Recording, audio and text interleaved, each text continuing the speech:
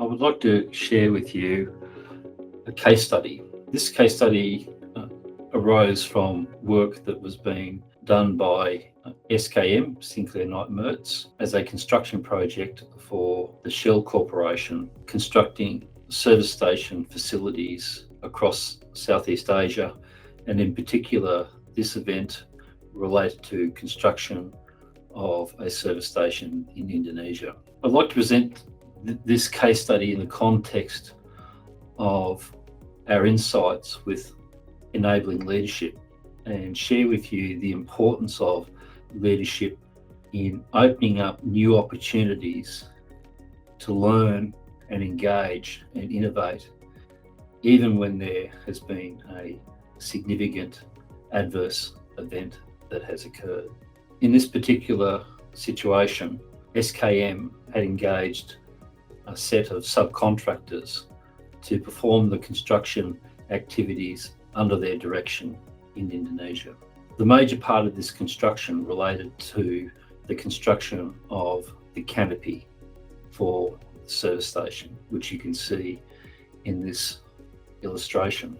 Fundamentally, the canopy is constructed at 6 meters in elevation, and as a result has significant requirements for managing the construction activity whilst working at height and the inherent risks that are attached to working at height. In this particular event, a subcontractor was performing construction activities on the top of the canopy in its elevated position and fell from the canopy without having the required restraints in place, and subsequently died from the injuries incurred. This normally would provoke a set of responses that are driven from the company itself, in this case being Shell, and from the principal contractor, in this case being SKM, interacting with the subcontractors involved. In this particular event, the leadership wanted to learn from this particular event and harness the knowledge of all those involved to achieve a sustainable solution to prevent any similar type of occurrence in the future. And as such, they entered into a process of engaging rather than judging for this particular process. So in effect, the start of this process began with leadership that was prepared to take an open-minded approach and truly understand the nature of the event and the contributions that led to this event from everyone that was involved. Themselves as client, SKM as the principal contractors and designers of this canopy system, and the contractors and their work methods that were used to do the construction. So by starting in this mode, it opened up discussion with the contractors to try and understand their perspective of the nature of the work method. It is important to note that from the start of this process, that it was a just culture technique that was being used, and the process of assigning blame or trying to seek who did what wrong was stepped back, and people were invited to genuinely contribute what they knew rather than focus down and examine on the deficiencies in the process. The obvious one being that the contractor involved wasn't wearing the required harness at the time and had not followed what were the existing procedures in that place. So when the contractors were asked for their perspective on this process, they immediately challenged the principal contractor, SKM, and its designing engineers with the question as why the canopy was being constructed at 6 meters in elevation, and could not the canopy be constructed at ground level. The interesting part of this was when this question was put to the engineers, their response was, "We've never been asked that question. We simply were using a construction and design method for what we've done in the past." And that has been a traditional method of construction at height and using lifting equipment to achieve the end result. So when the engineers were asked this question, they said, well, there is a solution to this. We could use pneumatic rams under the canopy, thereby allowing us to construct the canopy approximately at ground level and do the majority of work that is required at that level, and then elevate the canopy into position from that point. So this design, as you can see in this illustration, was put into place.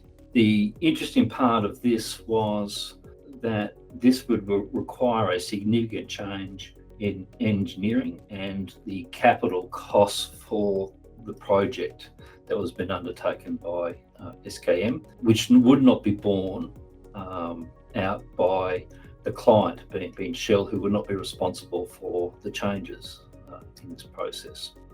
What you're looking at now is the initial design that was put into place, and here you can see the hydraulic ram that was in the form of a column that supported the canopy and was able to be lowered and raised as required to put the canopy into place. What we can now see is the result of what this construction process looked like. And in this illustration, you can see the canopy being constructed at ground level, with the majority of the construction being completed in this space prior to the canopy being raised on its hydraulic rams into position. It's interesting to see what the outcome of this process was. Now, firstly, when we look at the risk that was needed to be controlled, being the exposure for working at height, in the conventional mode, there was 3,250 hours of work at height to complete the construction process. So therefore, 3,250 hours of exposure to a significant hazard, being that working at height in often awkward and difficult conditions. With the new design in place, the working at height time reduced down to less than 50 hours per canopy being construction. So over 3,200 of work in the hazardous environment had been removed from the construction exercise. Similarly, in the conventional mode, it took 25 to 30 days to complete the construction of the canopy. And we can expect this because we know of the complexity and difficulty of the working at height requirements in terms of managing harnesses, managing permits, significantly inefficient work in this space. It's a time-consuming process and a labour-intensive process because it often requires more people to do the single tasks that are involved at every point of transaction. In transition to this new method, the construction time reduced to between 6 to 8 days of construction time. So the end result was a significant reduction in the labour force and the labour cost to complete the construction of the canopy, and nearly an elimination of the risk for working at heights. The end result from this, from an innovation and commercial aspect, was it was cheaper to construct the canopy, including the installation of the hydraulic rams, from a capital cost, which were more than completely offset by the reduction in labour cost that was associated. So in this particular example, there was significant benefit both in productivity and safety that were achieved through trying an innovation method. Now, equally, this could not have occurred without the engagement of the management team. In this, it required a leadership team that were willing to step back and deflect the normal pressures and expectations, which would be around discipline. It would normally involve the removal of the contractor in this case, and it would reinforce and add to the processes without reducing the risk by reinforcing and adding towards more bureaucracy and procedure in this example.